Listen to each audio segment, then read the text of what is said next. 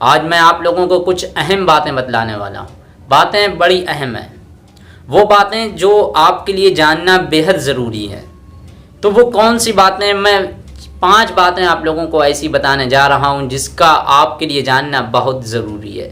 سب سے پہلی چیز ہے، غصہ آپ کے جگر کو کمزور کرتا ہے۔ جی ہاں، آپ نے صحیح سنا، ہم لوگ جو منٹ منٹ میں غصہ کرتے ہیں، جو غصہ ہوتے ہیں، یہ اس سے کیا ہوتا ہے کہ ہم خود ہی اپنے آپ کو نقصان پہنچاتے ہیں۔ اس لیے تو میرے بھائی، آپ صلی اللہ علیہ وسلم نے فرمایا کہ غصہ بری چیز ہے۔ جب بھی غصے سے ہو جاؤ تو میرے بھائی اعوذ باللہ من الشیطان الرجیم پڑھ لو یا پانی پی لو اور تھوڑی دیر لیٹ جاؤ۔ یہ غصہ بہت بری چیز ہے۔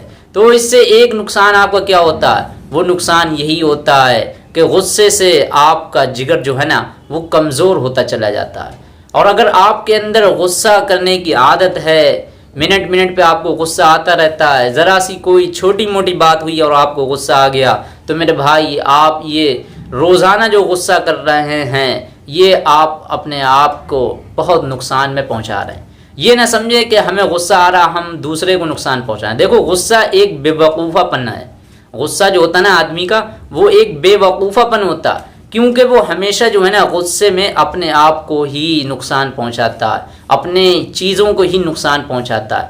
غصے میں کوئی دوسرے آدمی کو نقصان نہیں پہنچا پاتا۔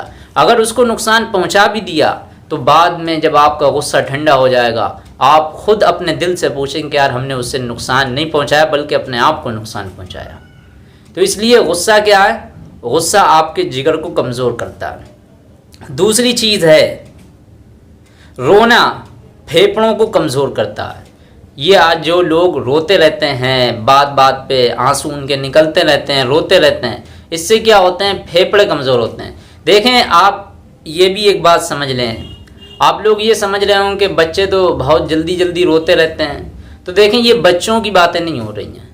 یہ بچوں کا جو اس وقت کا جو رونا ہوتا ہے وہ رونا ہوتا ہے، لیکن جو بعد میں آدمی ہو جاتا ہے، بالغ ہو جاتا ہے، اس کے بعد کسی کسی کی عادت ہوتی ہے رونے کی، تو وہ اگر کوئی روتا ہے تو اس کے پھیپھڑے جلدی کمزور ہو جاتے ہیں۔ یہ ہماری باتیں تھوڑا سا دھیان رکھنا، جو میں آپ لوگوں کو بتلا رہا ہوں بڑی اہم باتیں ہیں۔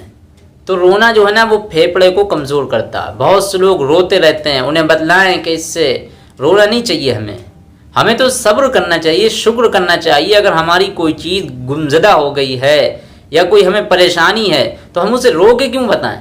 ہم تھوڑا سا صبر کر لیں اس پہ تو کیوں نہ اچھا رہے گا۔ صبر کر لیں گے، اللہ صبر کرنے والوں کو اس سے اچھا زیادہ انعامات دیتے ہیں۔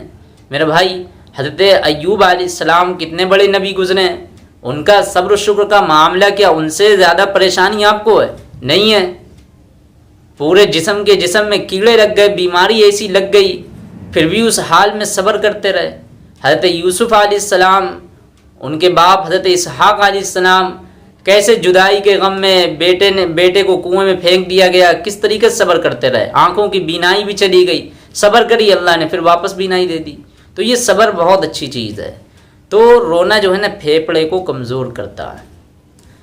اب تیسری چیز ہے پریشانی معدے کو کمزور کرتی ہے۔ یہ اگر ہم لوگ پریشان ہوتے ہیں، اس سے کیا ہوتا ہے؟ ہمارا ہی نقصان ہوتا ہے، معدہ ہمارا کمزور ہوتا ہے۔ ہمیں پریشان نہیں ہونا چاہیے۔ اگر ہمیں دیکھ رہی ہے کہ کوئی ہمارے سامنے مصیبت ہے یا پریشانی ہے تو ہم اس کا کوئی صبر و شکر سے اس کا راستہ نکالیں، ٹھیک ہے؟ یہ تیسری بات ہو گئی۔ 5ویں بات ہے ڈر جو ہوتا ہے نا وہ آپ کے گردے کو کمزور کرتا ہے۔ ڈر، اگر ہمیں کسی چیز کا ڈر ہو جاتا ہے تو پھر ہمیں ڈر ہی ہو جاتا ہے نا، تو وہ ڈر کیا ہوتا ہے کہ آپ کے گردے کو کمزور کرتا ہے۔ ہمیں ڈرنا نہیں چاہیے، ہمیں تو بس خالی صرف اللہ سے ڈرنا چاہیے کہ اگر ہم نے گناہ کر لیا تو بس ہمیں ڈر ہونا چاہیے۔ لیکن ایسے اگر آپ ڈرتے رہیں، کسی نے بتایا کہ یہاں پہ بھوت ہے، کوئی بتایا کہ یہاں پہ بچے پکڑنے جا رہے ہیں، کوئی افواہ پھیلا دی، تو کیا آپ اس سے ڈرتے رہیں، خوف میں ہو جائیں گے، اور یہی کیا ہوگا؟ آپ کے گردے کو کمزور کر دے گا۔ تو 5ویں چیز ہے اسٹریس، مطلب ٹینشن جو ہے نا وہ دل اور دماغ دونوں کو کمزور کرتا ہے۔ 5ویں چیز بڑی اہم ہے، اسٹریس۔ جو لوگ ٹینشن لے لیتے ہیں نا بلا وجہ، انہیں ٹینشن ہو جاتی ہے تو یہ دل اور دماغ دونوں کمزور کرتے رہتے ہیں۔ دھیمے دھیمے اگر آپ اسی طریقے سے آپ ایک ٹینشن لیں گے، پھر دوسری ٹینشن لیں گے، پھر تیسری ٹینشن لیں گے، دل و دماغ کیا ہو جائیں گے؟ بالکل کمزور ہو جائیں گے۔ اس لیے ٹینشن نہیں لینا ہے، اللہ سے دعا کرنا ہے کہ اللہ یہ جو تکلیف اور پریشانی آئی ہے اس کو کسی طریقے سے نکال دے۔ تو جب ہم یہ دعا کریں گے تو ہماری پریشانی بھی ٹھیک ہو جائے گی اور ہم اس پہ صبر و شکر کا بھی مظاہرہ کریں۔ ایسا نہیں ہے کہ ہمیں ٹینشن ہے اور ہم جا کے کسی ان سے کہیں، کسی ان سے کہیں کہ ہمیں یہ ٹینشن ہے، ہمیں وہ ٹینشن ہے۔ یہ تو بھائی زمانہ ہے، جتنا ہی آپ اگر کسی دوسرے سے کہیں گے لوگ آپ کا مذاق اڑائیں گے۔